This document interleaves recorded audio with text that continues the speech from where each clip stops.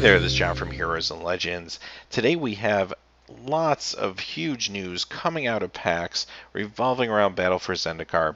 This evening there was a Battle for Zendikar preview show that's just concluded.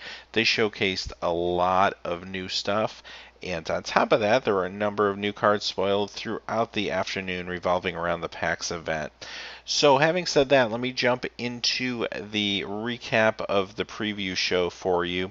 And they started off the show with a Zendikar, Battle for Zendikar trailer. So always cool to see the trailers. They don't always do them for every set. They do have one now for Zendikar. You can definitely check that out. I'm sure that will be out to view on the Wizards website, if not tonight, probably tomorrow. But it was very well done. And the next thing they showed us was a new art book that will actually be released on January 5th. It's called The Art of Magic the Gathering Zendikar, and you can see that there on the left. And this is awesome. It's got a really strong response from the crowd there. I think that players have always been looking for something like this. And I know when the San Diego Comic-Con Planeswalkers came out this year, and they kind of came with a special art book, there was a lot of interest in that. So this is pretty awesome. Glad to see this. On the right side, there's also a few pieces of art. This book will include art from the original Zendikar block, as well as Battle for Zendikar, and then, of course, the small set, which has not been revealed to us the name yet. After they revealed the book, they went on to mention a little bit about Magic Origins duels and just the fact that Battle for Zendikar packs will be in the game and you can earn them once the set comes out. So this was information we already knew, but they did bring that up and kind of tie in the Magic Origins duels. After that, they went into cards, so we will do the same. Let's start talking about all the cards that have been spoiled. First, we're going to look at Hero of Gomafada. We looked at this card yesterday, so I'm not going to go into huge detail on this, but the picture we had yesterday was very fuzzy, and this is a new reveal of the card. So I'm just going to throw that up there for you guys to look at for a second. This does have the new rally mechanic, which is cool, but I won't go into any more detail since we've already talked about this one. So now, onto the new 23 cards that we saw for the first time. We'll start off with Blight Herder, and this costs 5. It's a 4/5 Eldrazi processor. Whenever you cast Blight Herder, you may put 2 cards your opponents own from exile into their owner's graveyards. If you do, put 3 1/1 colorless Eldrazi sign creature tokens onto the battlefield. They have sacrificed this creature. Add 1 to your mana pool. So we remember from Rise of the Eldrazi, we had the Eldrazi spawn.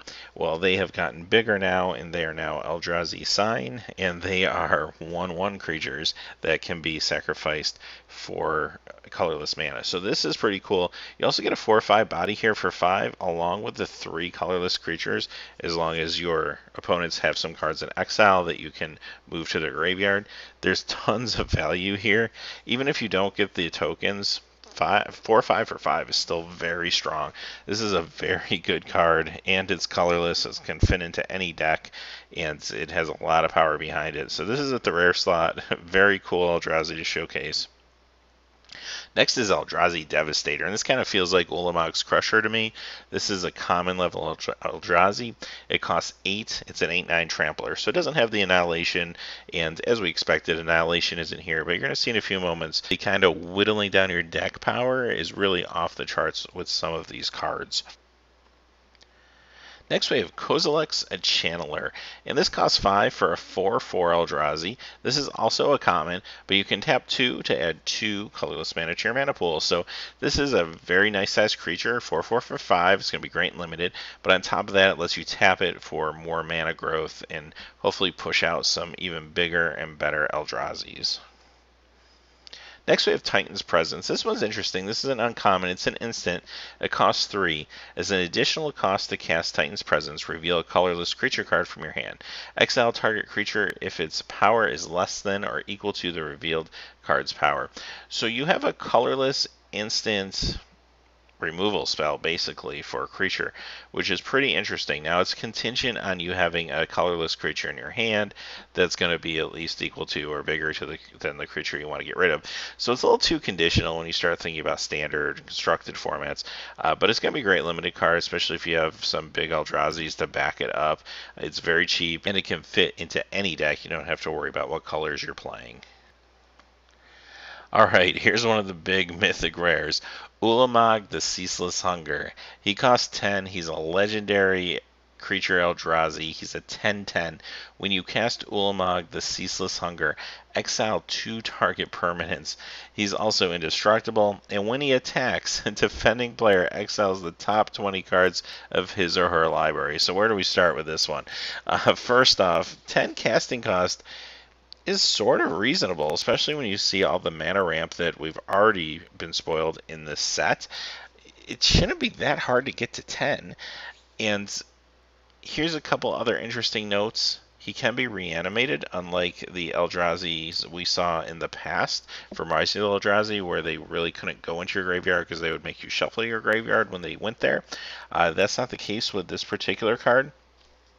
Also, too, exiling 2 target permanents.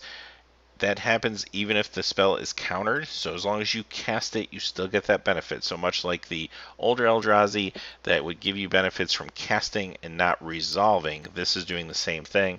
Indestructible, that's pretty awesome. And now when it attacks, defending player exiles top 20 cards of his or her library. In limited, I mean, that's just going to win you the game in 1 or 2 turns. In constructed, that's still very powerful. So are there constructed implications for this card? Yeah, there probably are, and maybe Urzatron decks for Modern. Just off the top of my head, it could be a reanimation target, even in Legacy, although Gristlebrand is a very good reanimation target. I don't know if this would replace that necessarily, but this is a very interesting target. This is amazing. You could definitely see standard play, especially when there's ramp to help get to this creature, and it's limited. Forget about it. This is a limited bomb, windmill slam, first pick. No matter what deck you're playing, no matter what cards you've already drafted, you're just going to take this. I don't see why you wouldn't. So this is pretty crazy. It's a very high power level. It's interesting to think Annihilator isn't coming back because it was too powerful. This almost feels comparable to it. At least this particular card does. So, wow, this is something else. This is the real deal. Speaking of real deals, here's a Planeswalker. Gideon, ally of Zendikar. So the hits just keep on coming. We get a Planeswalker, 2 white, 2 colorless. He has 4 loyalty, +1. Until end of turn, Gideon, ally of Zendikar, becomes a 5/5 human soldier ally creature with indestructible. It's still a Planeswalker. Prevent all damage that would be dealt to him this turn. He has a 0 loyalty. Put a 2/2 white knight ally creature token onto the battlefield, and his -4 is you get an emblem with creatures you control get +1/+1. So what's going on here? His first ability is cool. Pluses him, makes him a 5/5 creature. That's great, and you can't really worry about him taking damage. He's indestructible. Damage is prevented. So basically, very similar to other Gideons in the past. You have his 0 ability now that's going to give you free creatures, and if you played with Xenagos, you know how powerful that is. Now, these creatures don't have haste, but they are allies, so they're going to trigger any sort of rallies that you may have on the board or just other ally synergies. That's kind of awesome. And his ultimate's really easy to get. Really, you could ultimate him when you play him if you want to sacrifice him, or you could just plus him once and then try to keep him around and use the -4. That is a very relevant ability too, especially in, say, like a White Weenie build or something like that. So this is pretty powerful. I love the fact he only costs 4. Now it is 2 on color, but I think he's going to see tons of play in many different formats. This is another great reveal. Next is Gideon's Reproach, and this is a common, but it costs a white and a colorless. It's an instant, and it deals 4 damage to target attacking or blocking creature. So decent removal for white. Whenever you have white removal, it's usually contingent on the creature attacking or blocking, so you have that piece here. And 4 damage is pretty nice. Now, the only thing you do have to remember is there's a lot of big things in this set. So, not just the Eldrazi. There's also some just sizable creatures, because you need things that are going to be able to deal with Eldrazi that are on the Zendikar side as well. So, this card maybe isn't going to be as good in this limited format as it would in many others, but it's still going to be good. It's still going to see some playing constructed. I don't like the fact that you still have Siege Rhino around and a lot of 5 toughness creatures like, say, Tassiger that this doesn't do anything for. So this is maybe the worst time for this card to be printed. But on its own in a vacuum, it's a pretty good card. Next is Incubator Drone, and this one's a blue and 3 colorless for an Eldrazi drone. It's a 2/3, it has Devoid, so it does count as a colorless creature. And when it enters the battlefield, you put a 1/1 colorless Eldrazi sign token onto the battlefield, and of course you can sack that for 1 colorless mana. So cost 4, this is another Eldrazi at the common level. This is a smaller sized Eldrazi, and you get that 1/1 token on the battlefield as well. So this is a lot of value. You're paying 4 for basically 3/4 power and toughness on the board. So this is another very good card, and it's going to enable some late game plays as well if you have to sacrifice your tokens for mana. Mist Intruder, 1 blue, 1 colorless, and it's a 1/2, and it has Devoid, so it is a colorless card, and it has flying. It also has ingest. Whenever it deals combat damage to a player, that player exiles the top card of his or her library.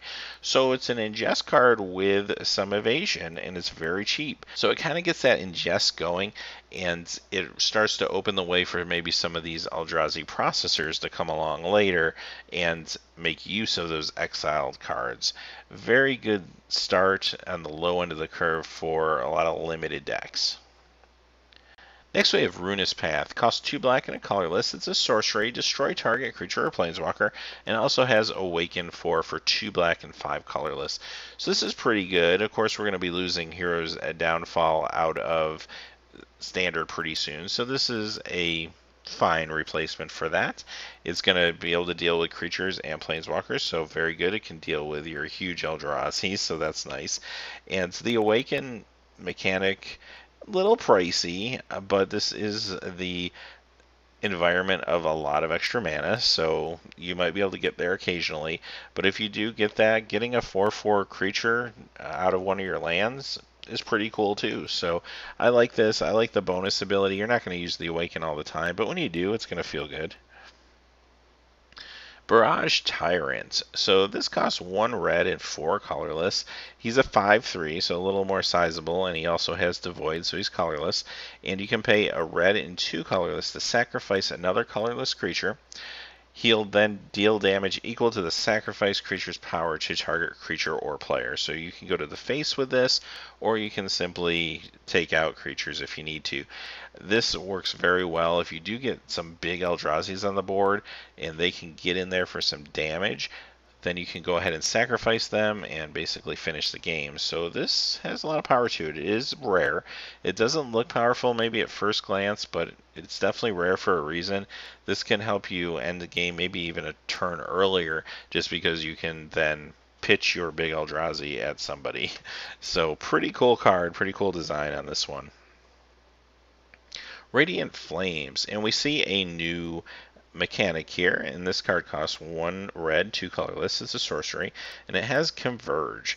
Radiant Flames deals X damage to each creature, where X is the number of colors of mana spent to cast Radiant Flames. So this is pretty cool. If you're playing that Eldrazi deck and you're kind of starting off slow and you're trying to build up your mana ramp to get to these big creatures, this is a nice card that's going to let you maybe, if you're lucky, do 3 damage to all the creatures on the board. Take out those little creatures that are going to whittle you down and maybe hurt you in the early game while you're trying to build your board presence. And that's basically what it's for. Don't underestimate the power here. If you can manage 3 mana, doing 3 to everything is pretty good. Now it's a little contingent on you basically getting perfect mana, so that's a drawback, and we'll probably keep it out of constructed. But it's a very good limited card for sure. Oran Reef Hydra, and here's another landfall card. It costs 2 green and 4 colorless, and it is a 5/5 Hydra with trample, and the landfall ability is when a land enters the battlefield under your control, put a +1/+1 counter on it, and if it's a forest, put 2 +1/+1 counters on it instead. So here's another one of those cards that you're landfall is checking to see what kind of land you're putting in place, and you're getting a bonus, in this case, for forests. We saw a card recently that did that for islands, so this is the forest version of it. And 5/5 for 6 is pretty good. I love the fact that it's trample, but then when you think you can start bolstering this guy by putting lands into play, again, if you throw a evolving wild down and go get a forest, that's +3/+3 right there, just out of nowhere. That can get crazy quick. So I love the fact that he has trample. He's going to be able to get damage across. He's not going to be able to just be chump blocked by some 1/1 token. He's going to get in there and do some work. This is a great card. Now let's move on to lands. And there are some huge reveals when it comes to lands. I'm just going to jump in and just start talking it through and breaking it down for you guys. First, let's look at the new basic lands. So these are one cycle of the full art basic lands. These happen to all be by the same artist. They didn't really talk about the other full art basic lands. My assumption is there's going to be numerous cycles like you'd see in a core set. Maybe they'll all be by the same artist. That would be cool if each cycle had its own artist. But they didn't really mention any more about them other than here they are. So here's one version of each one. And they look amazing. They truly look spectacular. This art's incredible. I like it better than the full art Zendikar lands that we saw in the original Zendikar. I just think these are really stunning. We'll take a closer look at these. Of course, these are blown up images, so they're not as high res. But I just want to let you be able to get a better look at them. There's, of course, plains, now islands, swamp, mountain, and forest. Alright, so the next thing we're going to look at, a while back, Mark Rosewater spoiled on his blog that there will be some new dual lands, and we got to look at these new dual lands. So let's jump in and see what they look like. We have Prairie Stream, Sunken Hollow, Smoldering Marsh, Cinderglade, and Canopy Vista. So take these in for a second. First thing you'll notice under the land type, it is the two basic lands. So in other words, Prairie Stream counts as a plains and an island, Sunken Hollow, island, swamp, Smoldering Marsh, swamp, mountain, Cinderglade, mountain, forest, and finally Canopy Vista, forest, plains. So that's huge. The only lands that have ever done this in the past, of course, are the original dual lands from Alpha Beta Unlimited and the Shocklands. So this means you can fetch for these lands. They'll work well with your Khan's Fetchlands. That in itself is very powerful. Whenever you have the land type of each of the basic lands on dual land, that just ramps the power level up to pretty much maximum. Now, on top of that, their ability is they'll enter the battlefield tapped unless you control 2 or more basic lands. So that's pretty cool. Now, early game, first couple plays, yeah, they're going to come into play tapped, but very quickly they just basically become like the original dual lands, which is pretty awesome. Now, they showcase the ally colors. They didn't say anything about enemy colors. My assumption is enemy colors probably won't be in this set. Maybe they'll be in the next set. That would be cool, but right now, anyway, you have the ally colors. These are going to be very, very powerful dual lands. These are right on par with Fetchlands, Shocklands. Maybe not quite the original dual lands, but definitely close to Shocklands, I'd say. Maybe just a smidge weaker than the Shocklands because you can't get them into play untapped if you don't have 2 basic lands, whereas Shocklands, you can always take the damage. So here they are. They look amazing. They're going to be extremely powerful. So much like the basic lands, let's take a closer look at each of these 5 just so you can see them quickly. Again, these are blown up, so the res isn't great, but here's the Prairie Stream again, Sunken Hollow, Smoldering Marsh, Cinderglade, Canopy Vista. Now, the last part of the show got a little crazy. Let me explain what's coming up next. If you remember back to the original Zendikar, they had something called Hidden Treasures, and when you open packs of the first print run of Zendikar, you had a chance of pulling a old card from Magic's history, and they put a lot of amazing cards in packs. There were reports everywhere of all these crazy things being open, like Power 9 and dual lands, a lot of dual lands. I actually saw some dual lands opened, and just some other great cards from the history of Magic. I didn't really think they would do that this time Instead, I think they've come up with something a little more creative, and it reminds me a little bit of Vintage Masters, where you had the special rarity slot for your Power 9. Not quite like that, but it just reminds me a little bit of it. So, what are these special cards that they're giving you? Well, let's take a look. There are going to be 25 special foil cards that are full art lands in Battle for Zendikar, and there's going to be another 15 of these type of cards in the next set as well. So a couple things that I want to point out first off. These aren't considered part of the Battle for Zendikar set. So if you're collecting the set on Magic Online to redeem it for a paper set, you don't have to have the 25 special cards. You'll see they are mythic rares, but they have a different symbol on the card. Now, how rare are these things? Basically, they said the rarity level would be like pulling a foil mythic, and these are foil mythics. Now, that is pretty rare. However, there are 25 of these things, so that's going to increase your odds a little bit. So basically, getting any one of them is going to be kind of like trying to pull a foil mythic. But because there's so many of them, they will appear in the slot more frequently than you would normally see a foil mythic, if that makes sense. So these cards are going to be amazing. They're going to be beautiful. These are going to be huge chase cards, obviously. And I guess I can make another video about how we feel about that, as far as the investment players may try to put into getting these cards or getting play sets of these cards. But this is amazing. I mean, when you pull one of these, you're really going to be pulling something special. So these are 5 cards. What are the other 20? Well, first, Mark Rosewater teased that they would be 2 10-land cycles that players are very familiar with and are very popular. And then at the very, very end, they did go ahead and show us what those were. So we'll take a quick look.